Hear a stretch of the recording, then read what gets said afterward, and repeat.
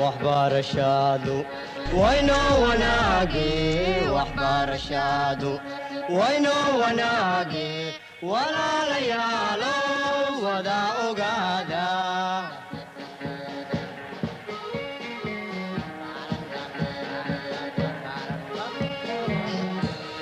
وهي تعلينتا ودادة توسن وهي تعلينتا ودادة توسن. Chers élèves, bonjour. Bienvenue sur le programme de cours télévisé. Je me nomme Abdulmahin Hassan, enseignant en sciences économiques et sociales. Aujourd'hui, nous allons nous intéresser à un thème lié à la sociologie, les caractéristiques de nouveaux mouvements sociaux. Donc, on va s'intéresser des anciens aux nouveaux mouvements sociaux. Maintenant, on va passer au sommaire. Donc, dans le sommaire, dans un premier point, d'abord, on va voir la définition du mouvement social. Après, dans un deuxième point, on va donc faire la distinction entre les nouveaux mouvements sociaux et des formes traditionnelles du mouvement social. C'est-à-dire, on va essayer d'étudier la différence qu'il y a entre les nouveaux mouvements sociaux et les anciens mouvements sociaux. Troisième point, on va donc étudier les principes du mouvement social. Donc, on va essayer donc d'étudier quels sont les différents principes du mouvement social. Et enfin, on va donc s'intéresser aux caractéristiques de nouveaux mouvements sociaux. Maintenant, on va commencer par qu'est-ce qu'un mouvement social? Un mouvement social est une action collective et organisée visant à agir sur l'ordre social et à le transformer. C'est-à-dire qu'un mouvement social désigne toute action collective visant à changer les comportements et les institutions en un sens favorable à un groupe actif et organisé. Après, qu'est-ce qu'une action collective? On vous dit ici, une action collective est une action commune menée par plusieurs personnes en vue d'atteindre un certain objectif. Donc lorsqu'on vous dit une action collective est une action commune, c'est-à-dire c'est une action entreprise par un ensemble d'individus qui cherchent à atteindre un objectif. Par exemple, dans le domaine du travail, les salariés réclament une augmentation des salaires ou une amélioration des conditions de travail. Donc maintenant, on va donc s'intéresser à la distinction entre les nouveaux mouvements sociaux. Donc lorsqu'on vous dit distinction, c'est la différence entre les nouveaux mouvements sociaux et des formes traditionnelles du mouvement social, c'est-à-dire les anciens mouvements sociaux. Donc la différence qu'il y a, tout d'abord, pour le premier point, c'est l'absence de conflits de classes. Donc des conflits de classes, on veut dire par là qu'il y a manque de lutte de classes. Et lorsqu'on parle de conflits de classes, on s'intéresse surtout à l'opposition qu'il y a entre la bourgeoisie, qui représentait en quelque sorte la classe riche, et les prolétariats qui étaient représentés par la classe ouvrière. Deuxième point de différence qu'il y a entre les nouveaux mouvements sociaux et les anciens mouvements sociaux, c'est le développement de nouvelles formes d'action collective. On veut dire par là que les anciens mouvements sociaux, les actions collectives qu'ils entreprenaient, qu'on appelait les grèves, automatiquement, ces derniers temps, on recourt à d'autres formes d'action collective, qu'on le verra de manière détaillée par la suite. Troisième point, l'apparition de nouveaux acteurs. Donc, c'est-à-dire, ici, on va faire la différence entre les anciens acteurs qui étaient représentés par les syndicats et les nouveaux acteurs. Et donc, on va s'intéresser qui font partie de ces nouveaux acteurs, comment pourrait-on les reconnaître, etc. Et enfin, pour le quatrième point, on va donc s'intéresser par la défense des valeurs post-matérialistes et des modèles culturels alternatifs. C'est-à-dire que les nouveaux mouvements sociaux, les revendications, elles portent sur des besoins immatériels. On s'intéresse au principe, maintenant on va passer au principe du mouvement social. Dans un premier point, on vous dit que le sociologue français Alain Touraine a été l'un des premiers chercheurs à tenter de comprendre ces nouvelles mobilisations appelées NMS. NMS, on veut dire par là par nouveaux mouvements sociaux. Donc Alain Touraine est donc un sociologue français qui a cherché donc à étudier, à comprendre et à analyser donc les nouveaux mouvements sociaux. Pour cela, dans un deuxième point, Alain Touraine caractérise tout mouvement social par 3 principes. Donc il veut dire par là que pour savoir un mouvement social doit donc remplir 3 principes. Premier principe, on appelle ça le principe d'identité. Dans le principe d'identité, c'est-à-dire qui lutte.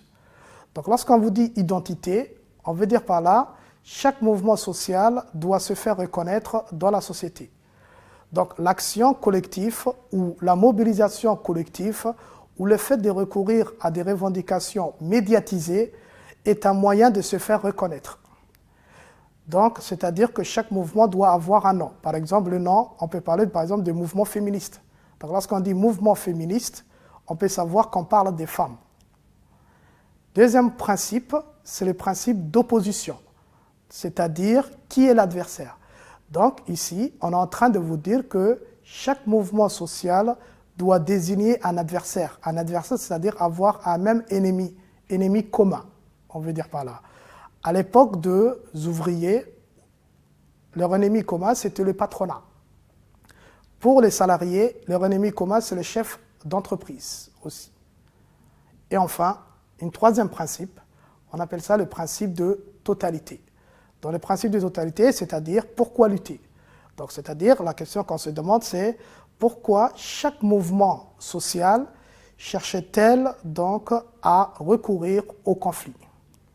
Donc, il faut savoir que chaque mouvement social doit proposer un ensemble de projets.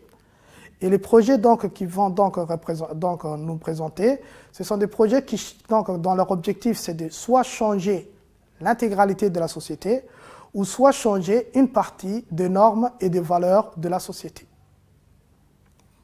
Donc maintenant, on va s'intéresser aux caractéristiques de nouveaux mouvements sociaux. Aux caractéristiques de nouveaux mouvements sociaux. C'est-à-dire comment reconnaître les nouveaux mouvements sociaux. Donc ici, on vous dit, les nouveaux mouvements sociaux se caractérisent par des nouveaux acteurs.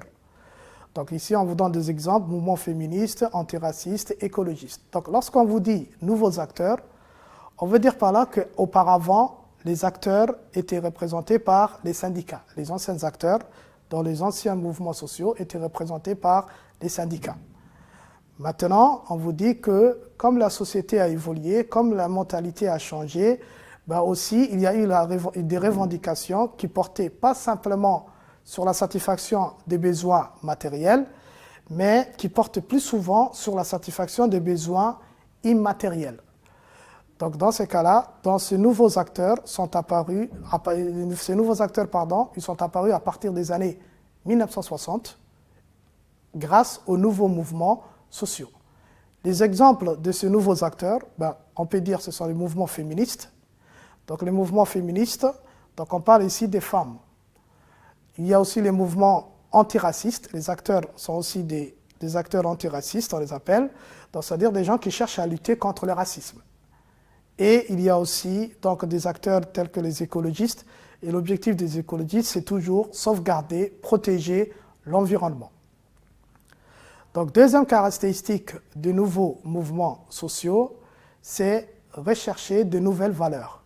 Il faut savoir qu'auparavant, c'est-à-dire depuis la révolution industrielle jusqu'aux années 1960, les revendications donc, reportaient surtout sur les besoins matériels. C'est pour ça qu'on disait qu'on vivait dans des sociétés matérialistes, où automatiquement les revendications portaient trop souvent sur l'augmentation des salaires, sur la lutte contre l'inflation, donc la réduction de la durée du travail, l'amélioration des conditions de travail, etc.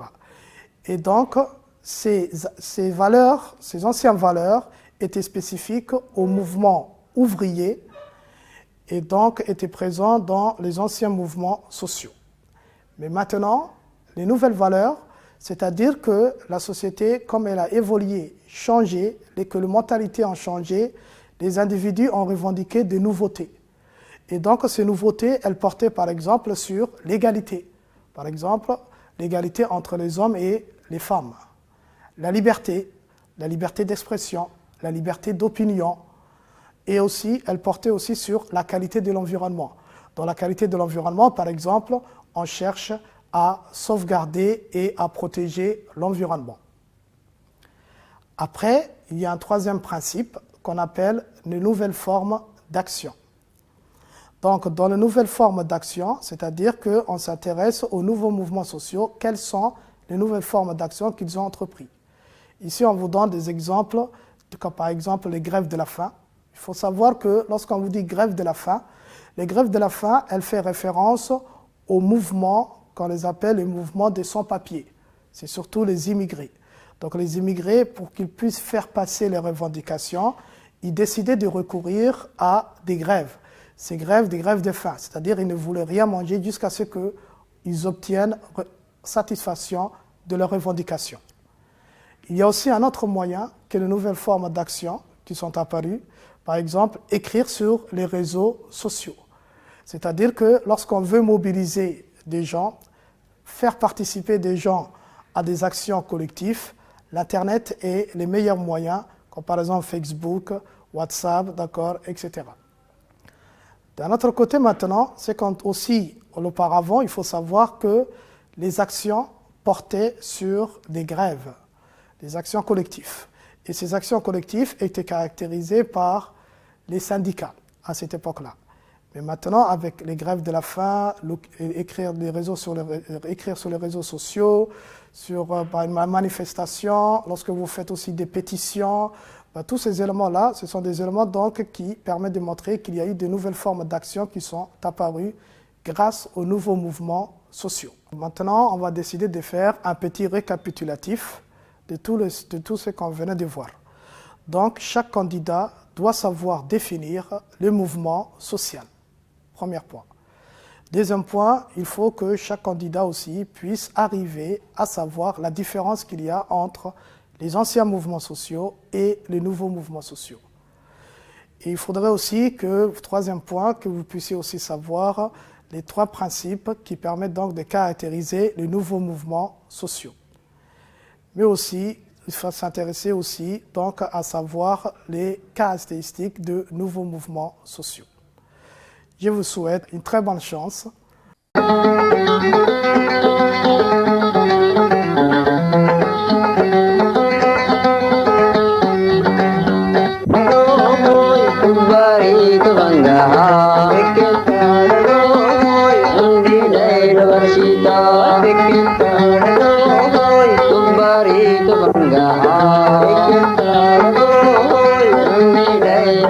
Bangga